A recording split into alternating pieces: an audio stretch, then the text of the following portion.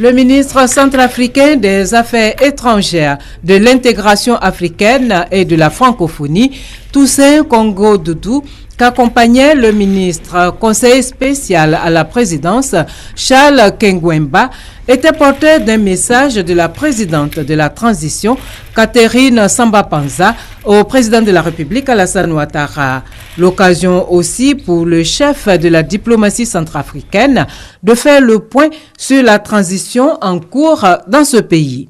Les choses évoluent dans le bon sens et vous avez suivi à travers la presse les efforts qui ont été réalisés par la présidente de transition. Nous sortons du forum de Bangui, un forum de réconciliation nationale, qui a vu la signature d'un pacte républicain sur la paix et la réconciliation nationale. Il y a eu un accord de désarmement entre les différents groupes armés et il y a eu un accord, grâce à l'appui de l'UNICEF et d'autres partenaires, de démobilisation des enfants soldats. Le groupe CFAO ouvre une nouvelle concession automobile de 15 000 m² à Abidjan et envisage la réalisation de nombreux projets. Le président du directoire de ce groupe de distribution spécialisé, Richard Biel, est venu présenter au président de la République, Alassane Ouattara, l'ensemble des investissements de son entreprise en Côte d'Ivoire. Le groupe CFAO est très heureux de contribuer au développement rapide de l'économie ivoirienne, avec un taux de croissance de plus de 10% par an qui est prévu au cours des prochaines années.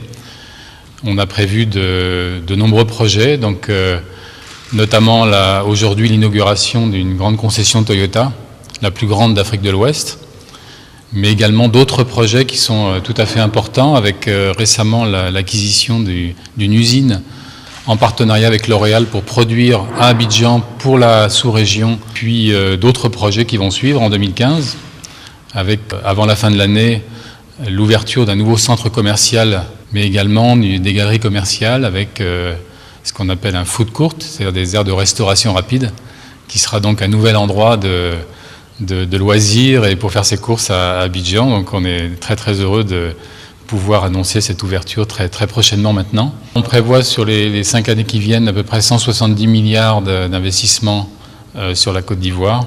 Le président du directoire du groupe CFAO, Richard Biel, était accompagné du vice-président Ichiro Kashitami et du PDG de CFAO Côte d'Ivoire, Fabrice Desgardins.